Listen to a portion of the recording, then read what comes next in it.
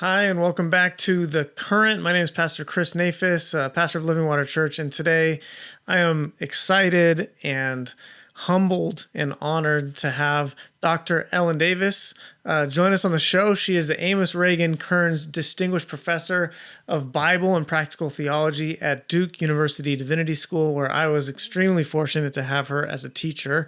Dr. Davis has written a lot of books. They're all great. I tell people if they're working on something in the Old Testament and Ellen Davis has written on it, they should read whatever she wrote first. I mean, read the text first, but then read Dr. Davis next.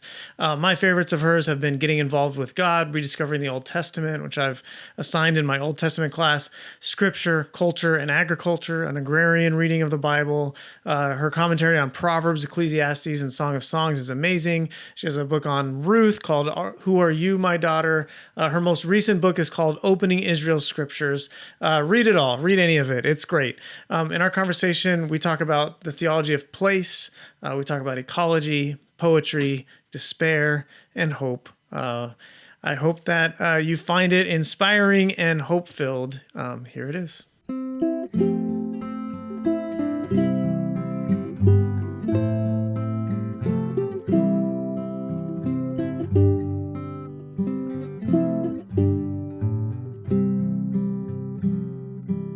Well, Dr. Davis, you've been a huge inspiration in my life. It's hard to overstate the impact you've had on the direction of my life and ventures into farming and just the way that I've understood myself and my ministry. So thank you so much. It's like an honor to have you here. Thank you for joining me on this. It's a real pleasure. Thank you, Chris. I wanted to start with the Psalms, and I guess I was just wondering, first, do you have a favorite Psalm? Like, do you have one that's your favorite? Well, no, I have a lot of favorites, but I would say that one that I gravitate toward is Psalm 145, Okay. which is kind of the Psalter ends with a big crescendo of praise in Psalm 145. It's an alphabetic psalm, so each verse begins with a different letter of the Hebrew alphabet. So it's A to Z, Aleph to Tav in Hebrew. And I sometimes call it an alphabet of adoration. And it's just all of the ways that one can magnify the Lord. And I think what moves me about it is that in Jewish tradition, it is said that if you say Psalm 145 three times a day, you earn a place in the world to come, no questions asked. And, of course, that's a sort of simplistic from one perspective, but I think the point is that if you're orienting your life in such a way that you are praising God extravagantly three times a day, there's probably going to be a lot that follows from that organization of your life. And I'm saying that prayer. I think I've told you my husband died 18 months ago, and so it's part of the prayer service, the morning prayer service, and I've been welcomed into the synagogue in my neighborhood to say the prayers that mourners say, which has been really a wonderful experience over 18 months. And it's almost entirely, the whole service is a service of praise of God. And that psalm, of course, appears multiple times. And to think about people having prayed that psalm when they're grieving, when they're in persecution, in the death camps, in Europe in the middle of the 20th century, that whatever thing was happening, people were still digging deep to find 22 different ways to give praise to God, one for each letter of the alphabet. I find that just as a piece of historical theology, in a sense, of the presence of the text in community over centuries and millennia, that's deeply moving to me. Yeah, and I mean, what I hear you talking about is how kind of a lot of things, of course, but how the Psalms, and that Psalm in particular, but how the Psalms shape us, like how praying them and speaking them kind of changes us, and also how it connects us to all these people in all these places throughout Mm. history who have prayed them before, and how it's kind of shaped us collectively. And like I find it really cool that you're not just like a Bible scholar, you also are a practical theologian, is kind of how you're described in your position. And I feel like the Psalms and the Proverbs, where you spend a lot of your time at least, really kind of they really kind of exhibit that, like they are meant to shape us, right? Absolutely. So I'm an Episcopalian my whole life, and there is not a prayer service in Anglican Episcopal tradition. There's not a single service in which at least a part of a psalm does not appear. And Mhm. sometimes whole sections of the service are structured by just sort of exchanging lines from the psalms. So it becomes a kind of language, Mhm.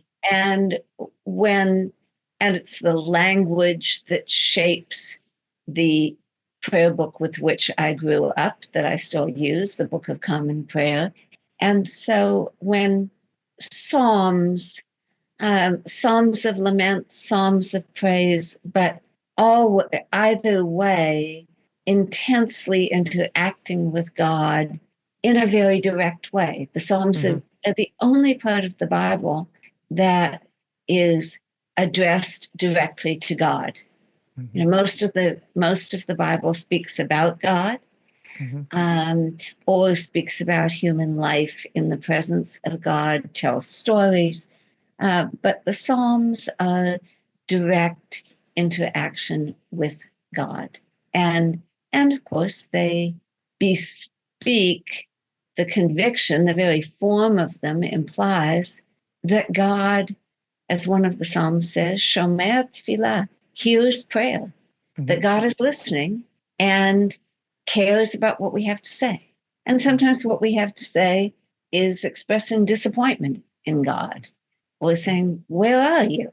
Right. I'm crying out. Are you listening?" And that kind of permission to be real in what we have to say to God or of God in the presence of God. That I think without the Psalms, we would not be as sure as we can be that we have that permission. Right. Yeah, yeah. I spent we spent a year. I kind of committed myself to preaching a psalm every week for a year in our church, which was Wow. such a if anyone's listening and thinking of preaching out there, like I was worried it would be tiresome and get repetitive. It did not feel that way at all. In fact, it was one of the most formative years of my life. I feel like just digging in every single week to the Psalms. And one of the things that I found in myself was I don't even know if teaching would be the right word. Like it wasn't like it was teaching me this, but I felt like I was kind of discovering my place in the world, Uh-huh. both in terms of like the cosmic order of things, finding humility before God, and also finding some audacity to say things that I didn't think I was Uh-huh. allowed to say, and also some responsibility towards neighbor and land and gratitude for like the abundance of life. But also like my place in like the geography of things, noticing where I am and the beauty around me. And there's so much geography in scripture.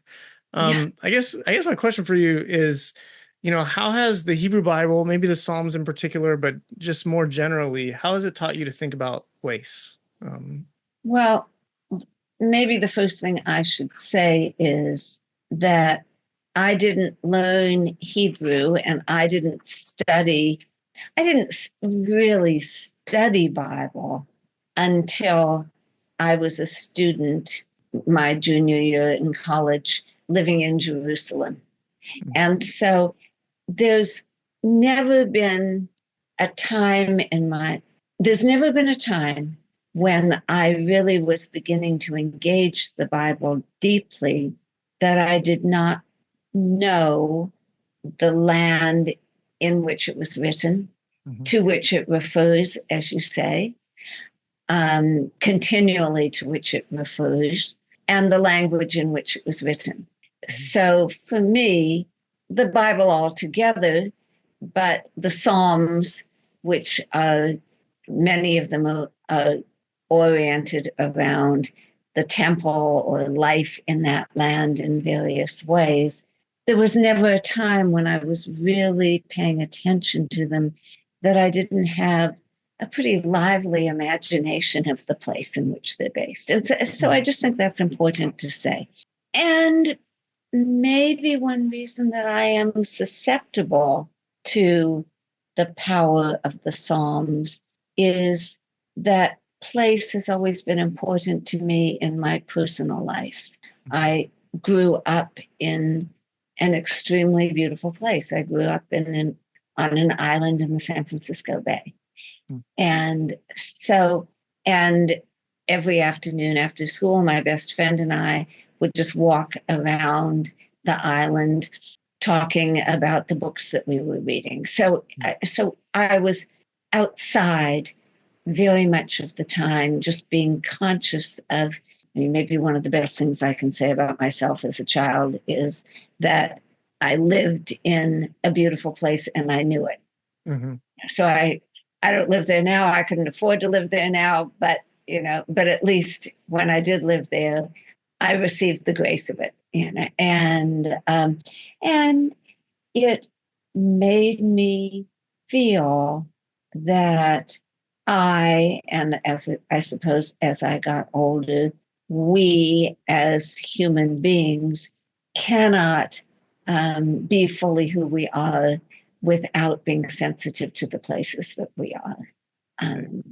And in terms of a particular place, of course, the psalmists speak most often of Jerusalem, which they see as a place of consummate beauty and a place that God has chosen to, in some way, be present to human beings.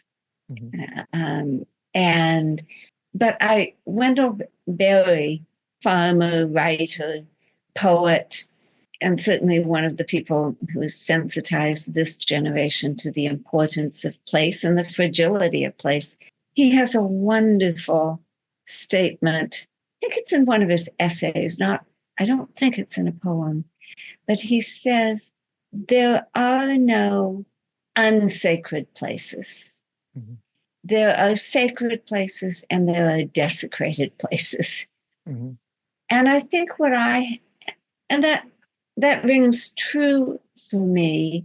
And I think the first place I ever really thought of as sacred is Jerusalem. And for me, it's palpable. It's a war-torn place, as we know very well.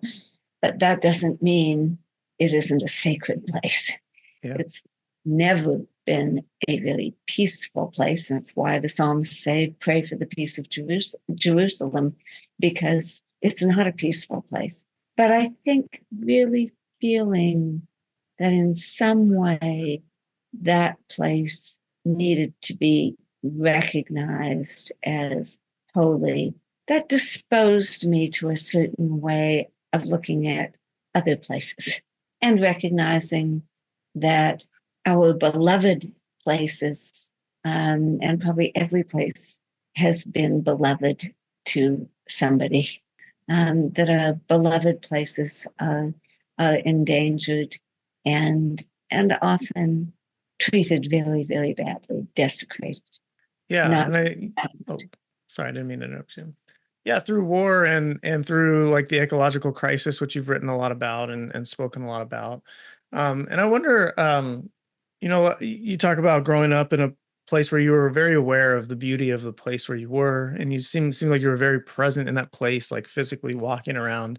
And it seems to me that like in these days, it's more common for people to almost intentionally stay like not rooted in a place, to have the ability to transplant, to move around, to not feel like they're tied to any place, so that they can go for a job over here, or so they can go and spend 6 months over here. And I wonder how that might be disruptive of like our theology and our spirituality. Like, do you think that shapes our imagination? This isn't necessarily a Bible question, I guess, but do you think that shapes our imagination in a way that's unhelpful or that's particular? I'm just making a note so that I don't forget. I think, first of all, I should not be taken as a model of the spiritual virtue of stabilitas, of, for the Benedictine tradition, stabilitas, the three vows they take, poverty, chastity, not obedience, but stability, stabilitas, staying, having, and it comes from the Latin word stabo, to stand, having a place to stand. Mm-hmm. And I have moved around a great deal in my teaching life. I've been at Duke for 24 years, so I think I've finally attained the grace of stability, but I moved a lot before that, and I've moved a lot for my studies as well as my teaching. So I just need to be honest about that. And those moves, none of them was coerced. They were all moves that I made voluntarily. And I think each of them opened up a new sort of form of blessing in my life, new experiences of blessing that wouldn't have happened if I hadn't entered into that place. So having said that, yes, I think that place is important. As I say, we need to have a place to stand at, if not literally, nonetheless, in some real sense in our formation. So I'll say two things. I think that for me, study of the Bible has provided a great deal of the stability in my life.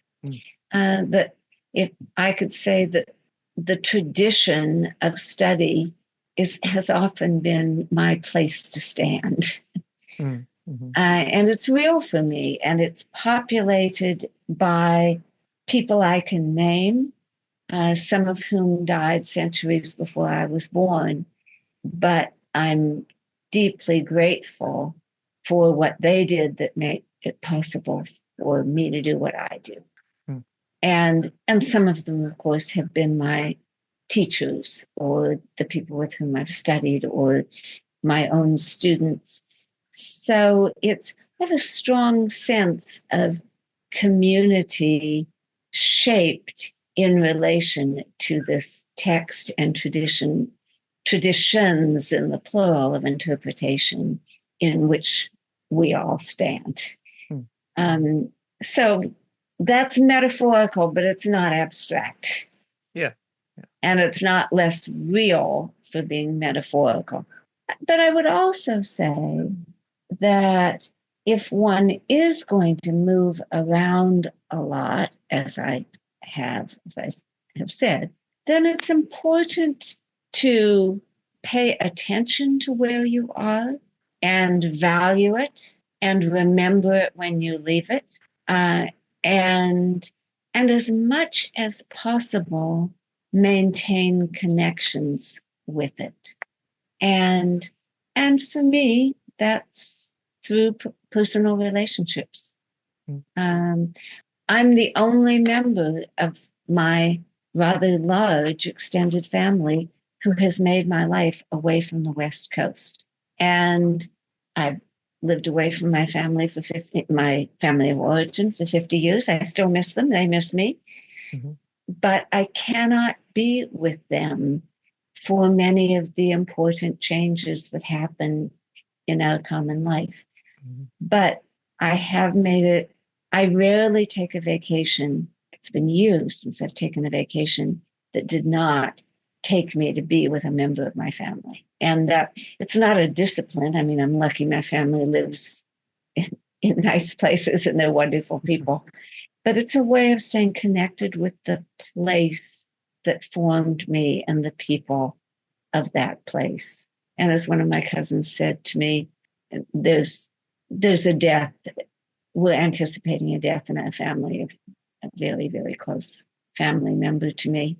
And I'm feeling far away. And my cousin said, no, you're with us.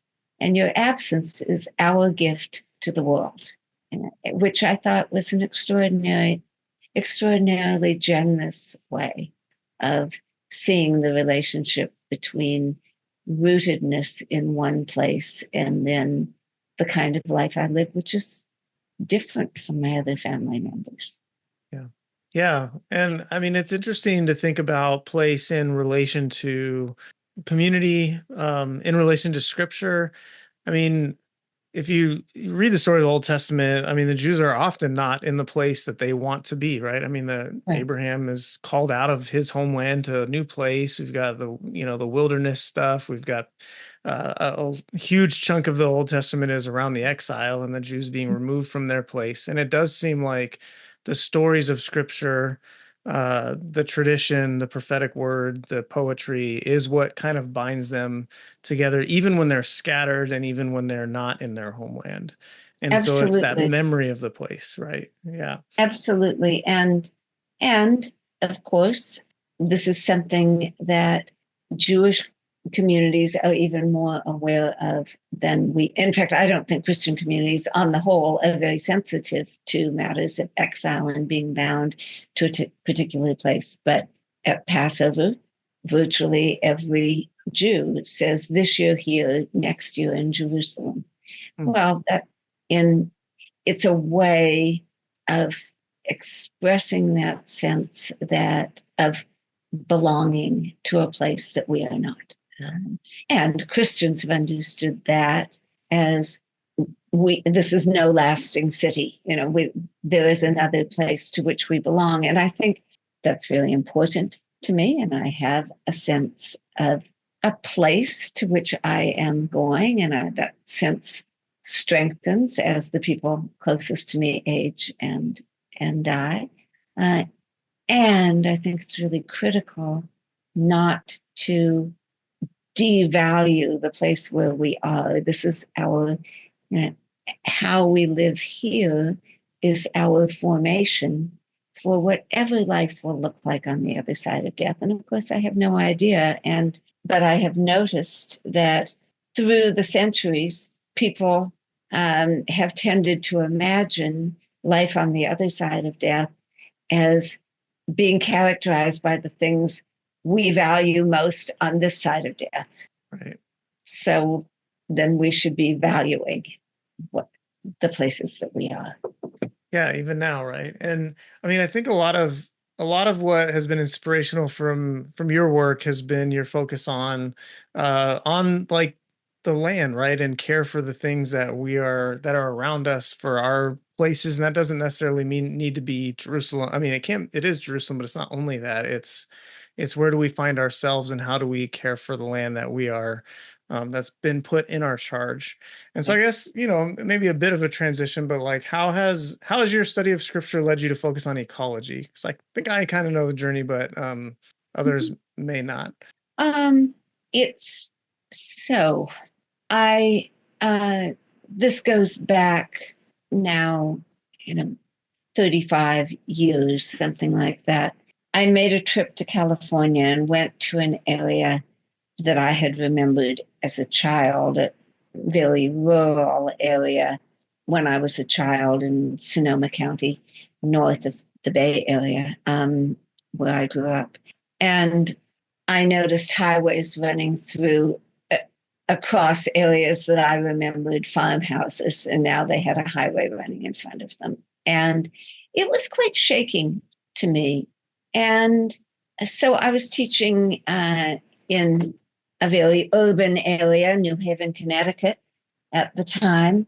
And I came back and I decided that I was going to teach a class on a biblical theology of land, as I called it. I didn't even know what that meant, but I thought somehow I intuited that that was the only way I would be able to reckon with what I was seeing and and the way that it hurt me in a sense.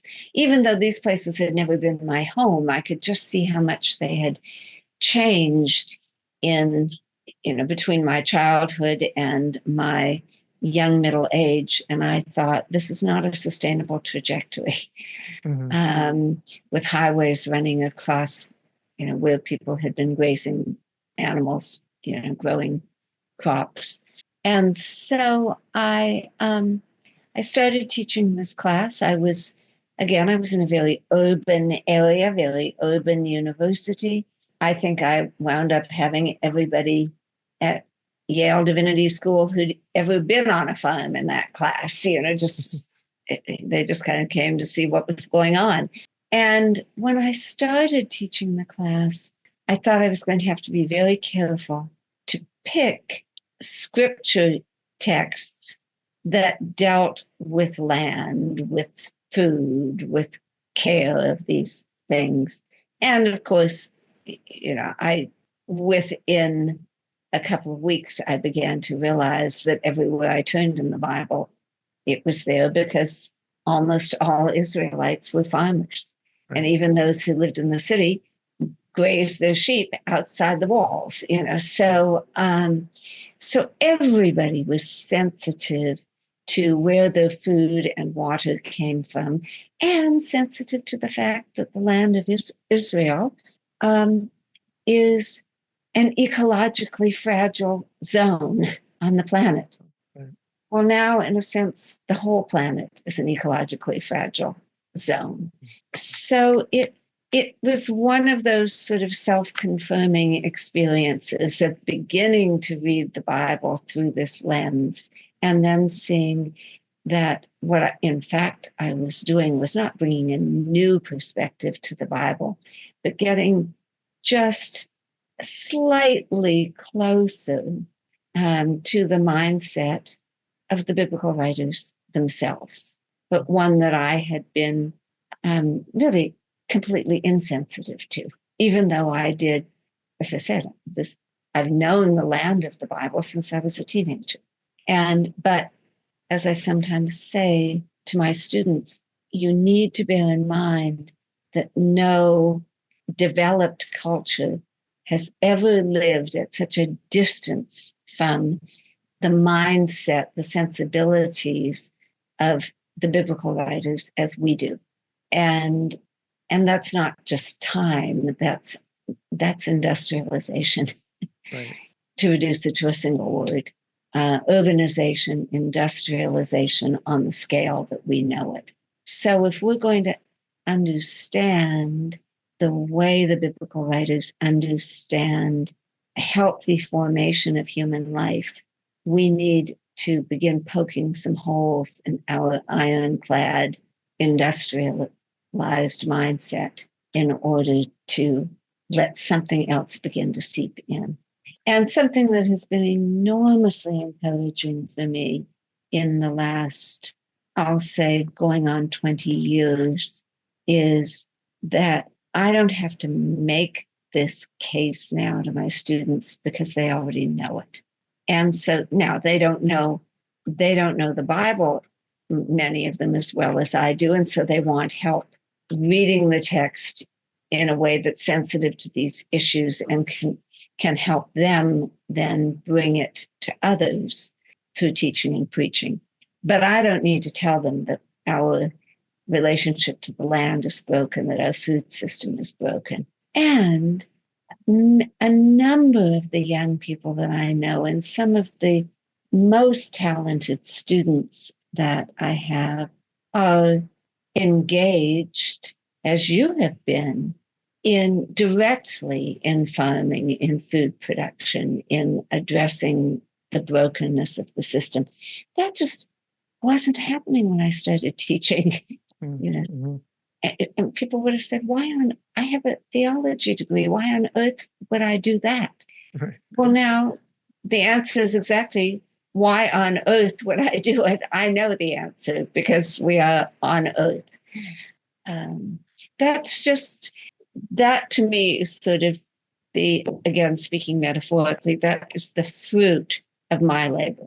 I don't mean it's all because of me, but I just mean that it is rewarding when I see it happening. Yeah. So there definitely is an increased awareness of the ecological crisis and some of it is just because it's undeniable. Just this week we had a terrible hurricane go through, the entire area, including North Carolina. We're not in Durham, but in Western North Carolina. And I guess I have mixed feelings about it because in some ways I do feel like there's a much greater awareness in my generation and below than there has been in some of the generations that are a little older than us. But on the other hand, I feel like we're all sort of just on the edge of despair, thinking Mhm. that this is Yeah, like an irreversible thing. And I feel like the scriptures are written largely to people in that exact position who are like on the edge of despair, yeah. um how can they help us through it? Like the how yeah what where do we find help in that journey in the Old Testament, Um, I guess? yeah. One of my students in a class that I'm teaching right now, but this was an earlier iteration of it. I teach a class with my preaching colleague, Jerusha Neal, on preaching biblically in response to climate change. Hmm. And the class is called Hope for Creation question mark, an exilic perspective. And a number of students have said exactly what you say, that they're on the verge of despair, or maybe already have crossed that line. and Right. and so a number of them have said it's really important to me that the question mark is there. Hope for creation, question mark, Mm. because they don't want someone just telling them it's going to be fine. Right. But one of my students who is a professional, he works in the area of, in fact, his organization is called Creation Justice Ministries. So this is what he does for a living, and was doing that before he came to Divinity School. And he said, or probably wrote in a paper, that when he started taking the class, he wasn't very keen on the word hope, because he said, when I hear Christians speaking about hope, I think that means they've got their heads buried in the sand. Mm. They just, they don't want to see the problem and the depth of it. And he said, now, after, at the end of the class, he said, now I understand my own role differently. And I see that my place in the church is to be an agent of realistic hope. So, realistic hope is not the same as optimism. It's all going to be fine. Hmm. Um, and I don't know, because my work is all within the context of, in the broad sense, the church. I do know that there are practitioners of hope who do not have faith that God is at work, but the people I work with do have faith in the reality of God. And hope is a practice. It's certainly not a personality characteristic. It's not having a sunny disposition. Right. It's a practice, and it's a job. Hmm. And I think it's a job that the biblical writers instill in us. The psalmist, where we started this conversation, hope in the Lord. And that's an imperative. Um, and and it's very much directional. Hope in the Lord, not in your own ability to solve this problem. And as you quite rightly said, it's not as though the Bible comes to us from people who were usually on the winning side of history. Right. If the Bible had been composed at the height of the Roman Empire, it would read, by Romans, it would read, by ruling class Romans, it would read differently than it Yeah. does. Absolutely. It's people who are on the underside of empire and yet believe, without denying all the evidence to the contrary, often naming it and lamenting it, sometimes throwing it in God's face, and yet believe that God is listening and that God cares, and that history does not end with this present, seemingly irresolvable defeat, Hmm. often, Hmm. as it feels like, not knowing what the history of life with God looks like on the other side of that, and that's envisioned different ways in different parts of the Bible by different people. I don't think they would all ever come to agree with each other. And yet a, a conviction that it is worth telling the story and naming all of the evidence that can be marshaled against hope, because somehow they believe that God has not given up on us and we should not give up on God. I think of somebody I have known, a survivor of the death camps of Auschwitz. And he said, I don't know what it means to believe in God after what I've experienced, but I know that that all the people who stand behind me didn't give up on God. So who am I to give up on that? Yeah. I keep passing it on. Yeah. And so that's one thing hope looks like.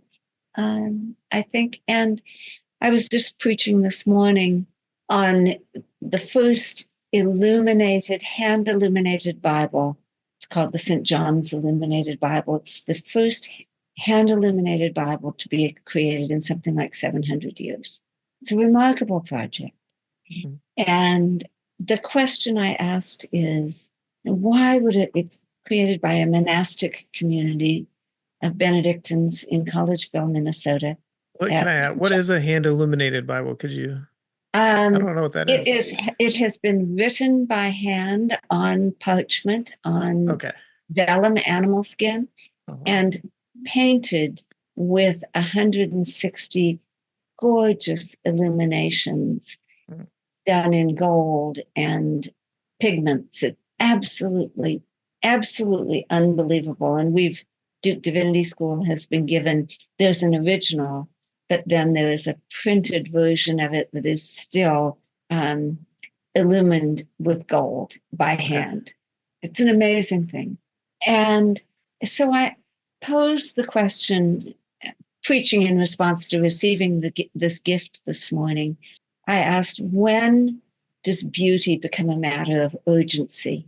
What does it mean for us to receive these 7 very, very beautiful and frankly, very expensive volumes?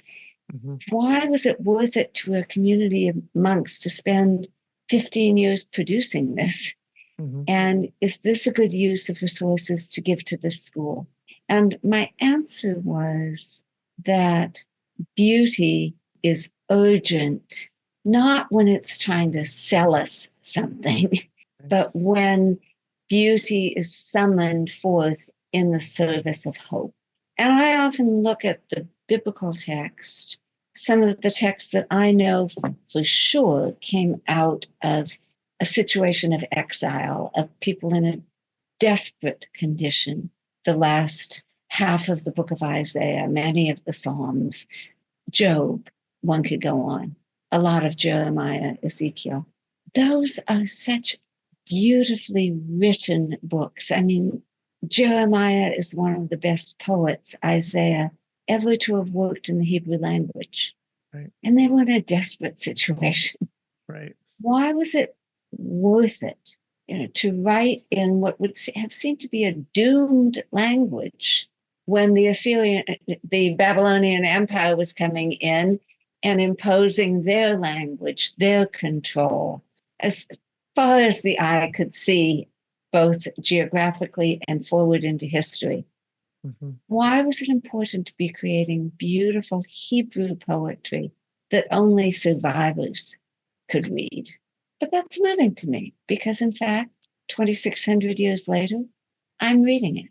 Mm-hmm. And I'm teaching it to my students. And very, very few people are reading the texts of the Babylonian Empire in the language in which they were written. Right. It's amazing. This is what Psalm 145 is speaking about when it says, your sovereignty is sovereignty over all kingdoms.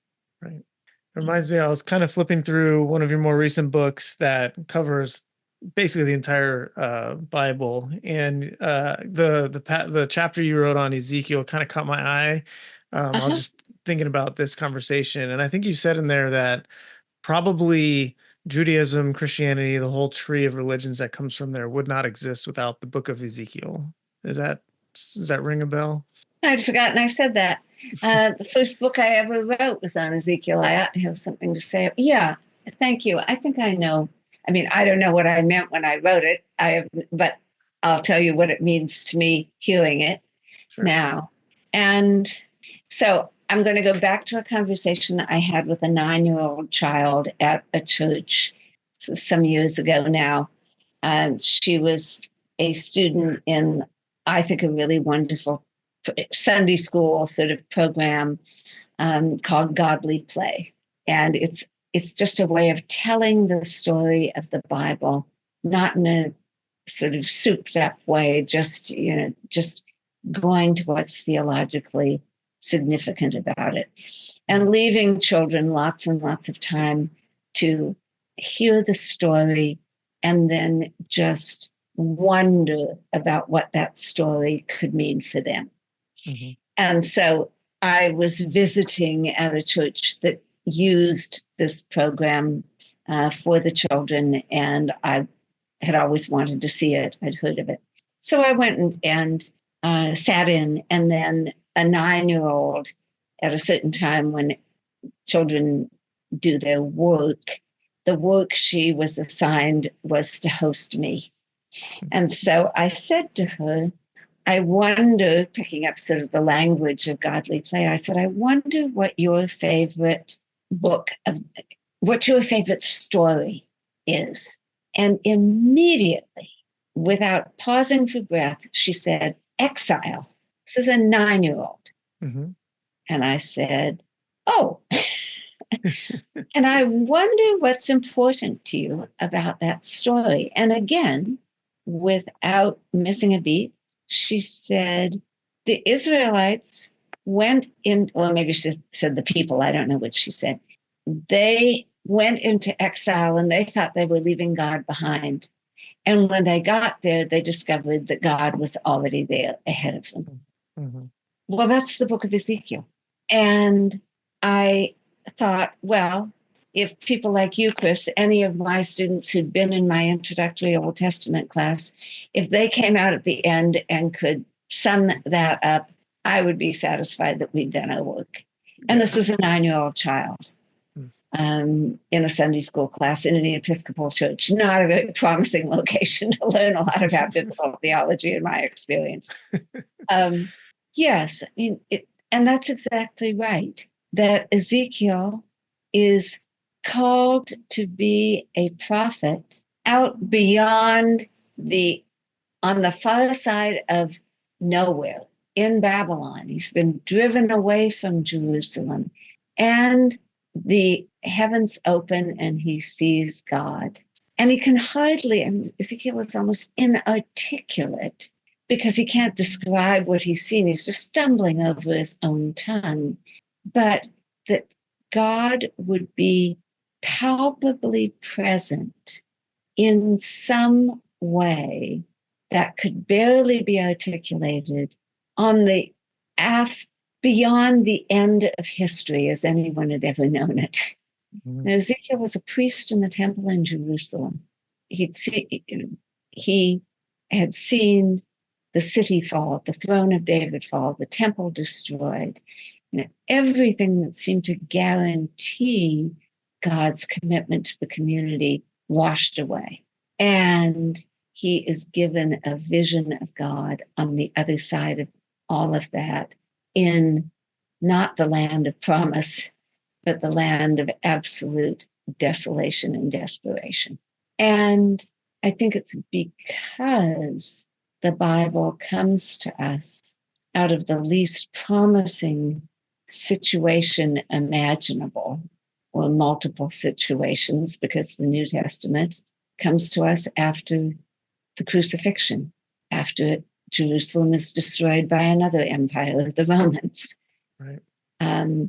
But it's because our scripture comes to us, you might say, out of losing situations, that it can be taken up by people who feel themselves to be in losing situations and look and see if there's hope for us there.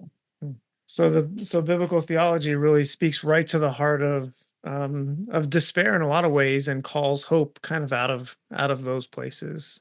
And I can think of all sorts of ways that people in the church or the church as a whole or like humanity feels like we're in like on the brink of destruction. Like I just feel like that is like the overwhelming sense we get as we watch the news, as we just kind of talk to people, is that there are all of these like existential threats to us. You go to any churchy conference and the church is dying, and there's all these other kinds of existential threats. And maybe part of the calling of of scripture is to, I think there is a calling to get to work, and to do the hard work of, changing how we live and what we do in this world that's leading to some of this destruction, but also to make beautiful things. I don't know. Is that what I'm kind of hearing you say? No, absolutely. In whatever way it is given to us to magnify the Lord by putting our energies on the side of beauty rather than destruction. And of course, I mean, as you know, not the most important forms of beauty very likely don't have a material form. It's saying something kind to somebody, Mhm. paying attention to somebody. Those are acts of beauty, and those are recognizing when you recognize value that is something other than monetary value. Right. um, when you see a situation, a person that is fragile, and honor that with recognition. Um, that's that's magnifying the beauty in the world, and through that, magnifying the Lord, who is the maker of all. Yeah, love that. And yeah, it's connecting to all kinds of things that we've talked about in this podcast in recent days. But I don't want to take up all of your time. I'm really grateful that you've come on at all and joined me, Dr. Davis. I know it's been a long day for you already. Is it anything else? Any closing thoughts that you want to share before we Well, kind of yeah, one transition? thing that when you were just speaking a few minutes ago about people saying, and I know they do, that the church is dying, I would say some forms of church need to die. Mhm. And I'm not naming what they are. I don't know what they are. But if the church is going to live, then it's going to have to keep emerging into new forms to realize new possibilities. And I'm pretty deeply traditional. After all, I am an Episcopalian, but nonetheless, I try to be open to what is new. But I think of someone who's doubtless been your teacher, my now retired colleague Stanley Hauerwas, saying in a few years ago, not a very promising time, as we were beginning to feel the deep division in this country. And I'm sitting in my office right now looking at the chair in which he sat when he said, well, at least now we know what the church is for. Mhm.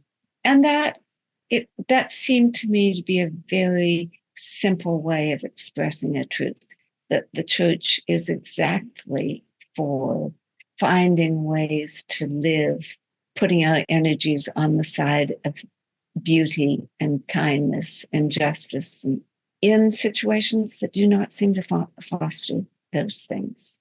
And if if we are proclaiming the name or the symbols of Christ and doing it in out of anger and in contempt for others, then we're really standing on the wrong side of the cross. Yeah.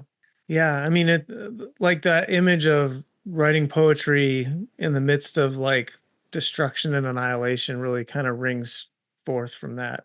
What I hear you saying, and not kind of getting caught up in the anger and the frenzy and all of the stress and everything of the division and the pain. I mean, in some ways, at some point we have to kind of recognize our own limitations and to recognize that, like, I'm not the one that's going to save us, right? And I'm not the one that's going to make everything better, but I can be part of this little work of beauty, and that, like you said, can look like something, a literal work of art, poetry, something like that, or a shared meal, or an extra 10 minutes of time that you didn't have to give to somebody who doesn't necessarily deserve it, or doesn't seem like they deserve it, or whatever that might be.